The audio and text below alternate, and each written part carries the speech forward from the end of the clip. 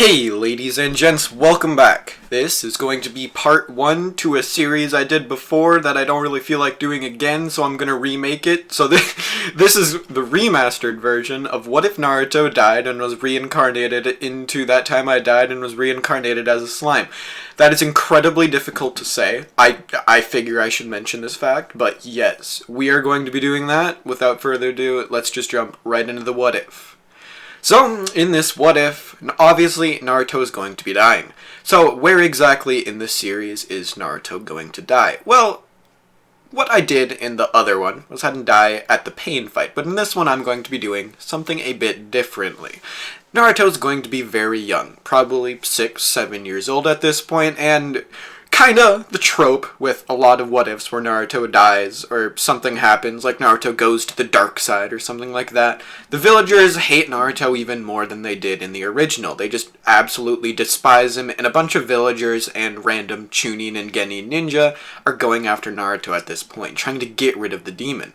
So obviously speaking, Naruto's like 6 or 7 years old. He's not really going to be able to stop them from doing this, so Naruto is going to die. So how exactly Naruto is going to die in this is actually going to be via a Chunin actually throwing a fireball at him. You'd be like, oh, okay, that's pretty cool. That's pretty chill if you ask me. So in Naruto's dying moments, he's like, well, fuck, that ain't good. And he starts like, it's like, ow, it hurts, all that kind of shit. And, the sage or whatever the fuck you actually want to call the system or whatever it actually is, starts talking to Naruto. Naruto's like, yo, what the actual fuck is this? It starts describing itself. It's like, oh, they call me Great Sage. And Naruto's like, wait, like Great Sage, like kind of like Jiraiya kind of a thing? Naruto's heard words, and he's pretty knowledgeable, kind of, not really, but we're gonna say he is in this what if. And they're like, yeah, sage mode, or I'm a sage, and they're like, oh, that's pretty chill. So Naruto starts talking a little bit more, and he's like, okay, this fucking hurts a hell of a lot. It's like, oh, now you got fire resistance. Naruto's like, what?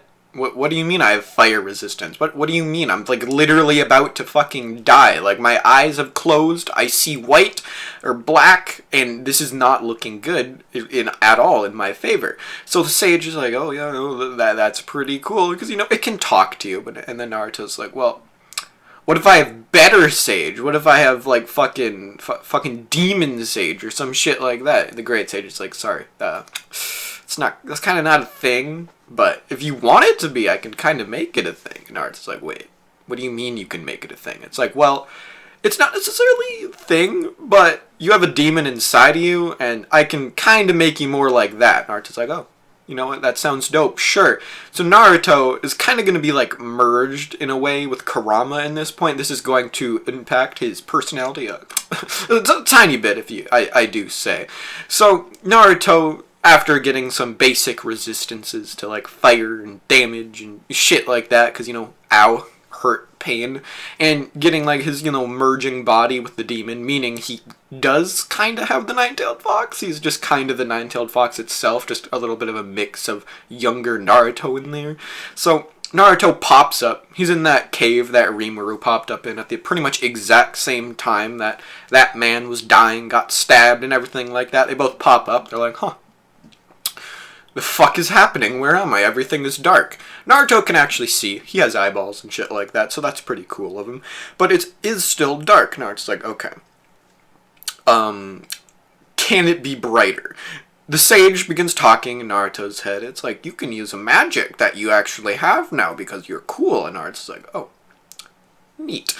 So, after making a little bit of a fireball, he sees this blue pile of sludge next to him, which Naruto's like, okay, the fuck is this? He begins poking it. He has a pretty big claws, because he's kind of like a mixture of like a demon, a person, and a fox, so he has claws and shit like that. He's cool. He's a nifty boy at this point.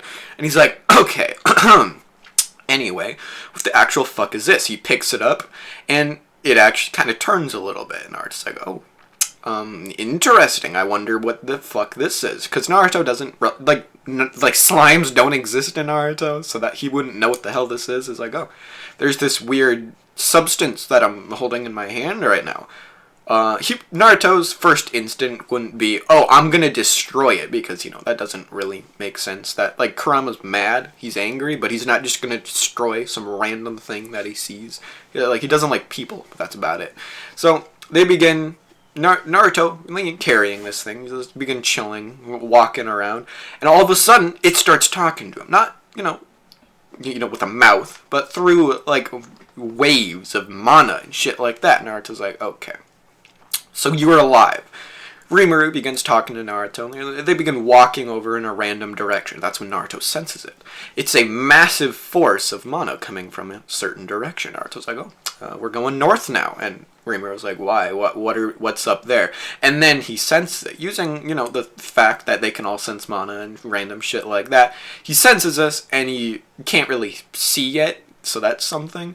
But he walks straight up, and they're like, Naruto's looking at it. It's a massive fucking dragon. This thing's big, beefy man. And the dragon looks at them, and obviously Rimuru is scared out of his fucking mind, but because of the fact that Naruto is literally part fucking Ninetales at this point, he isn't really scared of it. He's like, oh, that is very large. That's cool. You're a big boy. So they begin talking, and Rimuru eventually does, he starts talking to them as well, and Rimuru ends up putting him inside of, a prison. Kind of shit like he did normally, where you can't really get him out yet, and they begin leaving. So as they're leaving, a similar actual thing would end up happening, where the humans begin to come in. This is where Kurama's rage kind of takes over Naruto because of their mixed personalities. He charges towards them and kills one of them almost immediately because of the fact that he's, absurdly OP, because of the fact that, he kind of mixed with the power of the Ninetales Fox. He's, probably about, not necessarily, okay, he's probably not the strength of a Demon Lord, but he's probably about the strength of, he's above Rimuru, we'll say that. He's fucking strong as hell.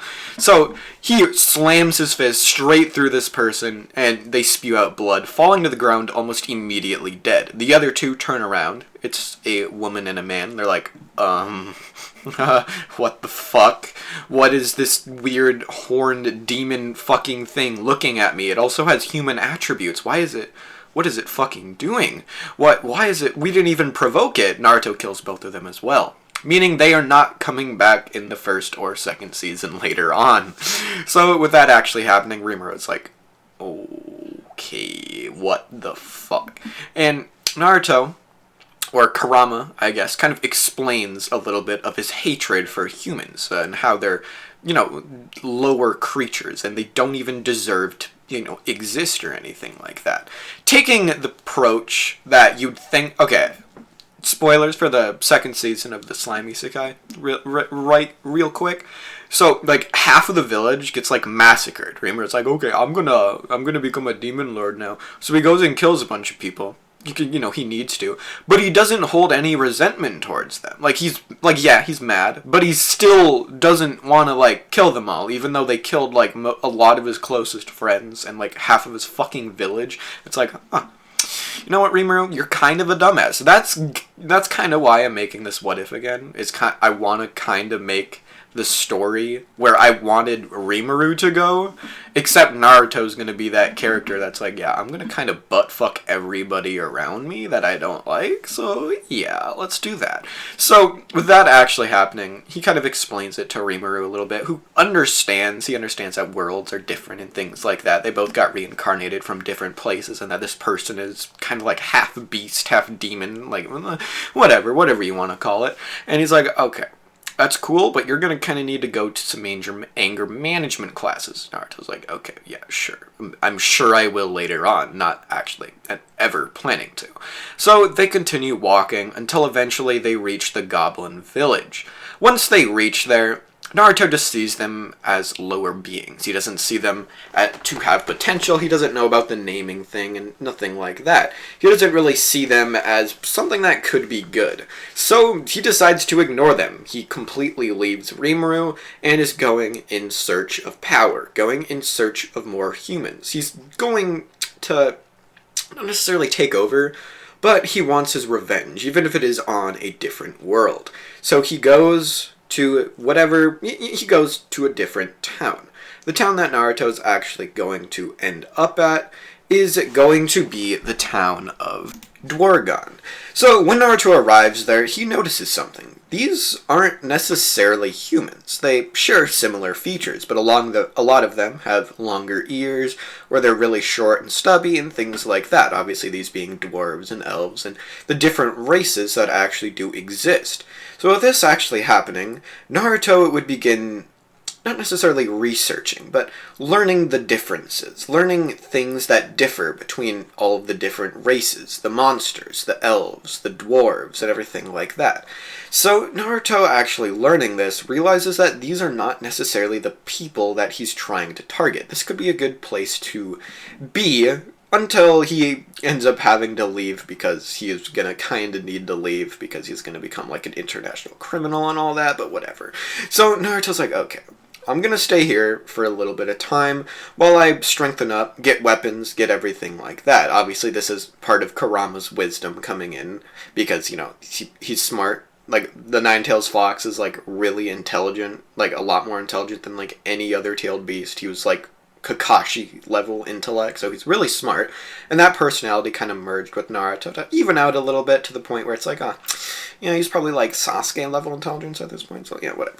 So they end up going, and they're like, okay, it is time to actually start training up, getting weapons, getting potions, and random things like that once Naruto learns of them. So Naruto, he doesn't really want to work, let's be honest. Naruto doesn't really see a reason to do that. He kind of likes the people around him in a not hateful way, but he's like, whatever, who the fuck cares? I'm gonna make my own way to get money. So with this, he decides that the easiest way for him to actually do that, to, you know, make money and shit of that sort, is going to be through stealing. Like, it's going to be probably the easiest way to do it, and as long as he doesn't get caught, or he disguises himself, and, you know, random things like that, he should be pretty easily able to do what he wants. Take weapons he wants, takes, you know, everything that he would actually end up needing. So Naruto goes around different weapon and, you know, shops and stuff like that, until eventually he finds a katana. One that looks quite strong. It has engravings on it, and it is worth a pretty massive fortune, something that Naruto has never even seen before. Like, Naruto has seen normal swords. He's seen them, they're like, oh, okay, 20 of whatever, 20 whatever. He walks up to this one, it cost billions of whatever the currency in Dwargon, and it's Naruto's like, oh, I feel like this is the sword I'm going to want. So grabbing it off the wall and examining it, the actual smith begins walking over. At this point, Naruto has already transformed into a different kind of like being altogether. He doesn't look anything like what he would normally look like. And he looks down at the sword as he's examining its engravings and realizing something. This isn't just a normal sword, it's a magic sword. Naruto's, you know, he's still examining it. And then all of a sudden, the smith walks up behind from Naruto. And it's like, sir, I don't think you have quite the amount of money needed to pay for a sword of that fine craftsmanship. Naruto turns around quickly at this point, unsheathing the sword, and he tells the man, I'm taking it, and there's nothing you're going to do about it. The smith, thinking Naruto is nothing more than a small, either adventurer or some random thief, draws his own sword, and, you know, he's like, okay, you're not taking that. Even if you do have a stronger sword than I do, you do not have anywhere near the skill or strength to beat me, because Naruto is masking the amount of power he has.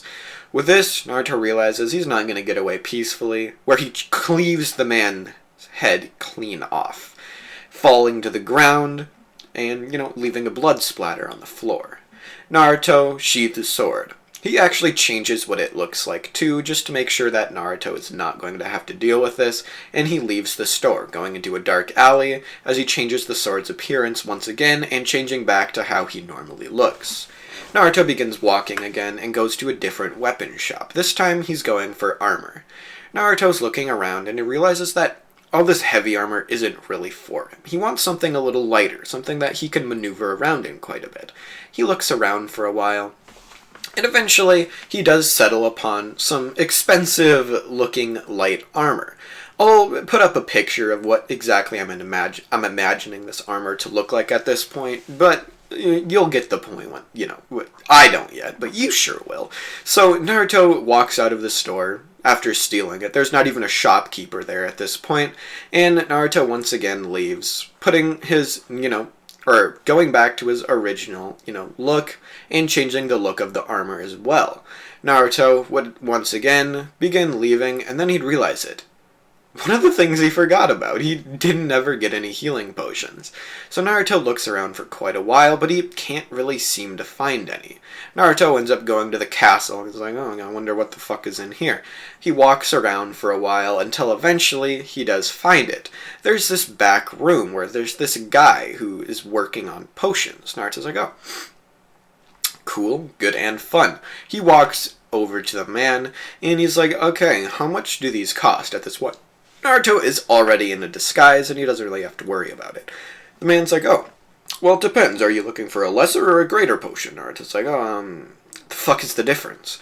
He explains that, lesser potions can be created from greater potions, and they have, less effect of healing and stuff like that, and, 1 or 2 percentages can make a huge difference in how much they heal you. Naruto asks what the percentage of the greater potions are, and then Naruto's like, oh, I think I'll buy those. The man looks at Naruto now and is like, as long as you got the coin, I got the supply. And Naruto's like, oh, well, sorry, I don't got the coin, but you still have the supply. As he grabs the vial out of the man's hands and begins walking over through the shelves as he takes out his backpack, dropping in hundreds of these vials. Now, the man's looking at Naruto and he's like, you do realize this isn't going to work, right? You're going to have, the entire army on you very soon. And Naruto's like, yeah, that is unless you weren't able to talk about it. Naruto then kills him. This is, of course, the science guy that worked, pretty much directly under, the king of Dwargon, and eventually he'd go to, Rimaru's area, and, that kind of guy. Yeah, he ain't doing that. He's kind of dead now, so his, head researcher is gone, so that's nifty. That's pretty chill. Naruto ends up once again disguising himself, disguising his backpack so it isn't as big, and something that wouldn't be able to contain such large amounts of, healing potions and stuff like that, as he leaves the city. Now, Naruto undisguises himself, and he's like, okay, it's time for my revenge.